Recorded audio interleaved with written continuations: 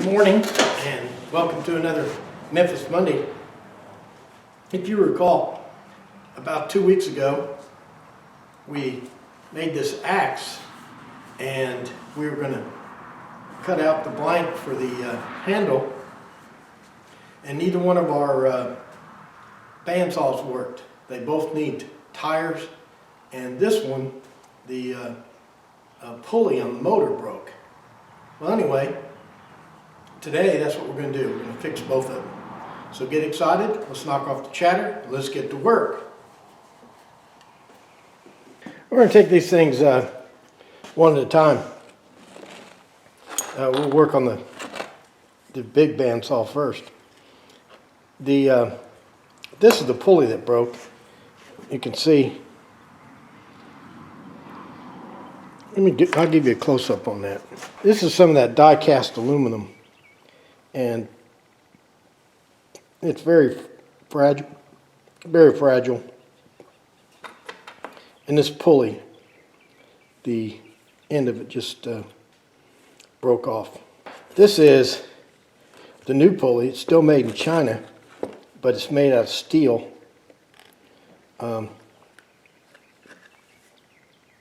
Looks like it's a little bit better quality. Who knows? Oh, we got to replace this. Then we have to replace one of these are called bandsaw tires. These go around the blade, rests on it. I'll show you where that goes. Bandsaw tire goes right around the wheel, just like that. And there are a few tricks to getting them on. Okay, let's get started. First thing I do is take the blade off. That's probably the easiest thing we're going to do. This old-timey one here has a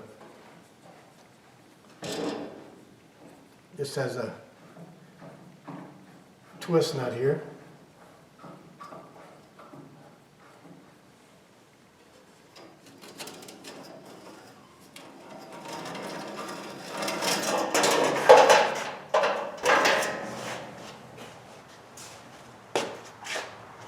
Well, I got the wheel puller on there. I wanted to see it before I started because it might not work. The problem is it's just barely caught here on the corners. There's no flat edge on behind there, so I'm having trouble getting the wheel puller to snatch onto anything. But I'm going to hold these dogs in. Try to put some pressure on it. PB blaster on it.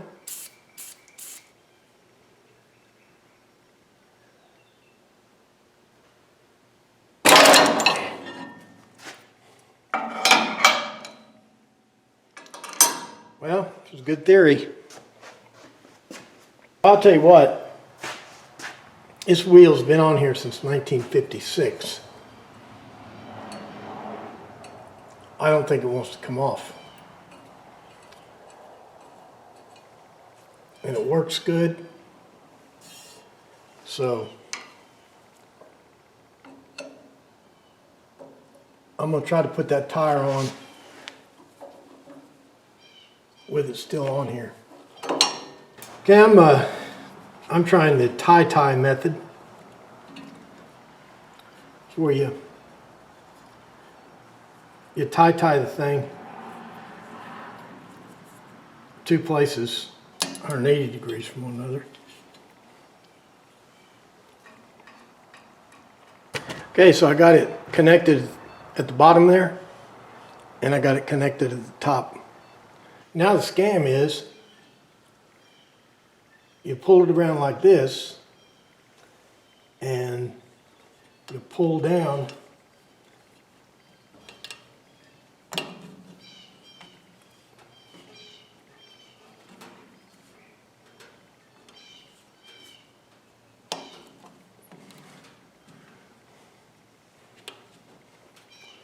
This is working too easy.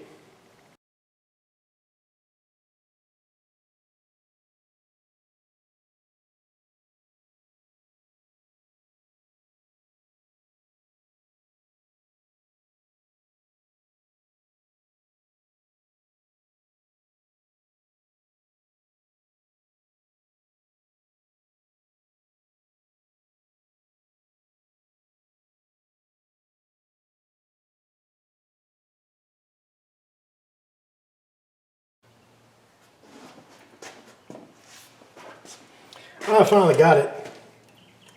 I just kept struggling with it until it finally popped on.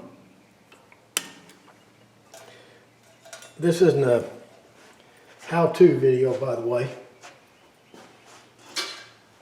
If a guy knew what he was doing and did this all the time, he'd probably do it in about 10 seconds. Alrighty then, there's our new tire. They claim you don't need any adhesive for this. I don't believe them. But I don't know of any adhesive that'll stick to neoprene.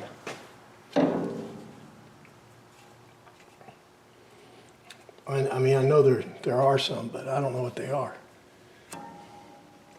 All right, let's get to work on that pulley. There's no easy way to get to that pulley on the engine. You got to run around here and disconnect some things. The motor itself sits, the front part of it sits on that axle right there.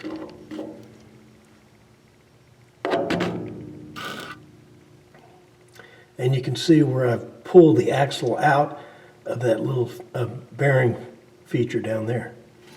And then the other side, the weight of it is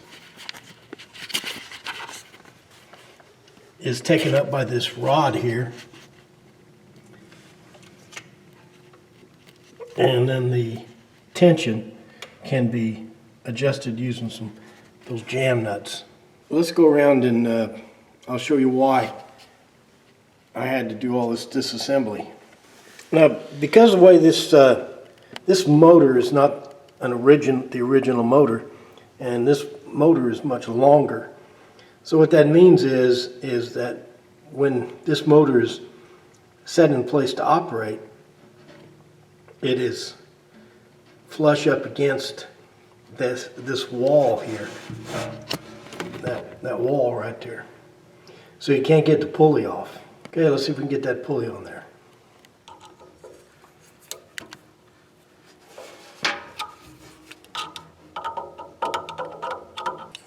And this new pulley, not only is it steel, but it has two Allen screws. Okay, let's see if we can get the belt on. Well, I got the belt back on, and I got that axle back into its keeper there. Let's go around and see if we can secure everything. And to keep that axle from sliding out, I got a little set screw here in the top. It must not be the original because it's galvanized. Okay, I put the belt back on. Let's see if she works.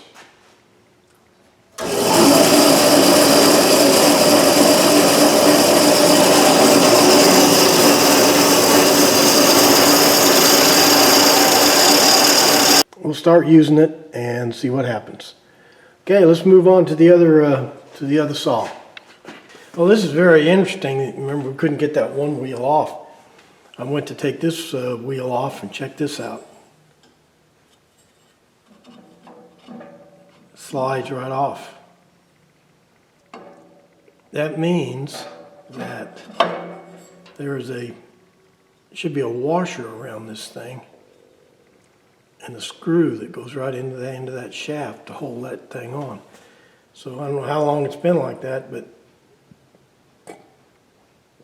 that's another thing we need to fix. I'm going to try the tie method again.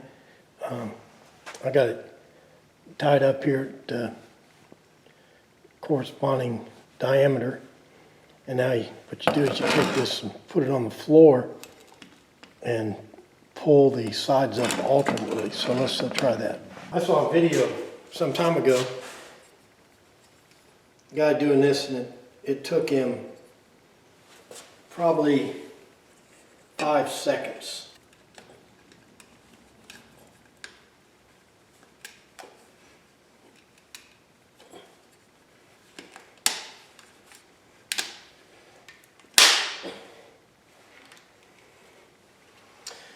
All right. What we have to do now is we have to trim the tire because on this kind of wheel, there's a groove. You see that lip right there and a lip over here? Well, the tire has to go between those two lips. So I need to trim about 1/8 of an inch off all the way around.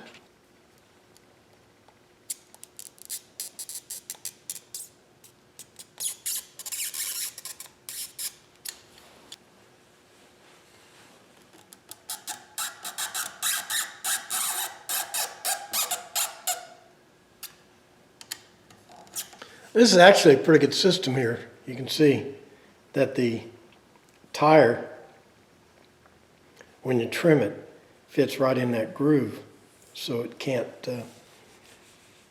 work its way out. Okay, let's try to put this wheel back on. Of course, the wheel fit on there real good, but you remember that our retaining nut and washer was missing down here. I found this bolt that is about the right size, and it's got a regular zinc coated washer.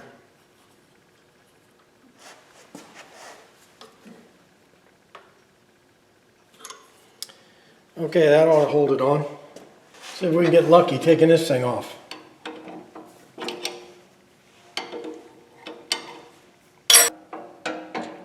Oh, and this one slides off too. No wheel puller needed. All right, let's put tire on this thing.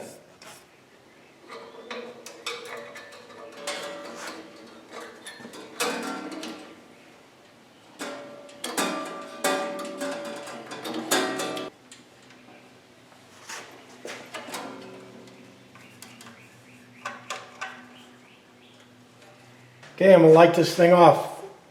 I got the camera focused in there, so if the blade comes flying off, you'll be able to see it.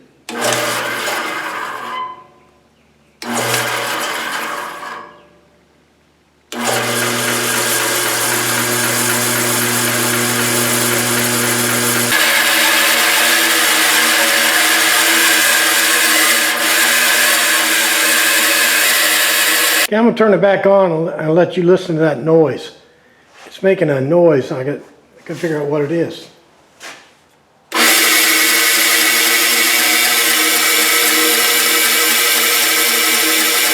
Okay, what I think it was, since we changed the tires and everything, all these alignments have to be fixed, and the lower blade guide down here was rubbing against this whatever this round thing is called. So so I made those adjustments. Let's turn it on and see if the noise is still there. Sounds perfect.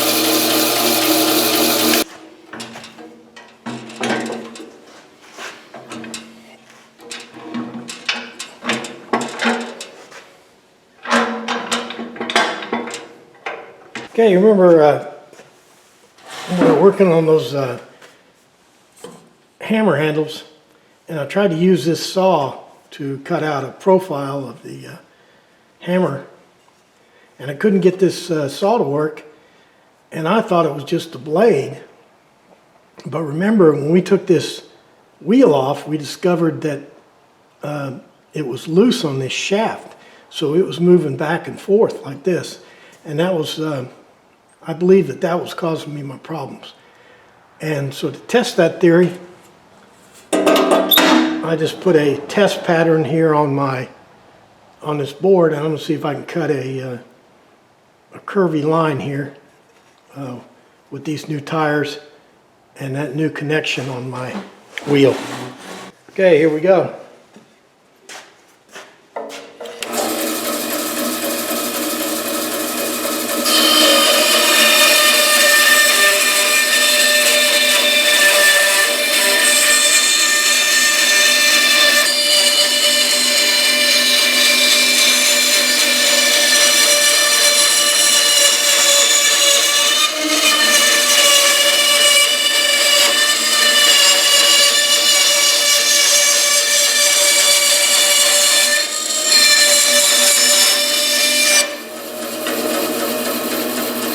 Yeah, I guess that answers that.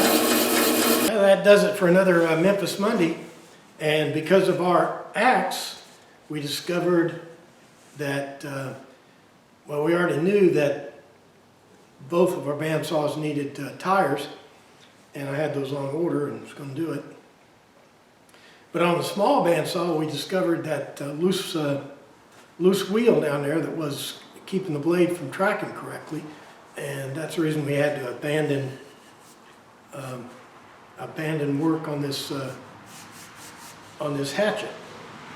But do you notice that everything boils down to the hatchet?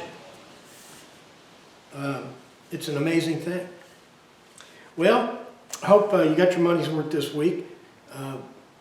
I showed you the correct way to change tires on bandsaws, on the small one anyway. You're supposed to take the wheel off. Put those ties on at 180 apart, and then you put them down on the ground and just pull them right on. These claim that they don't require glue.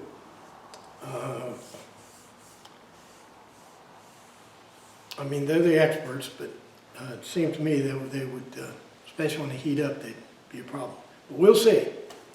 All right, so tweet and Facebook and comment and all that stuff. And but most important, make sure you're back here next week for another exciting Memphis Monday.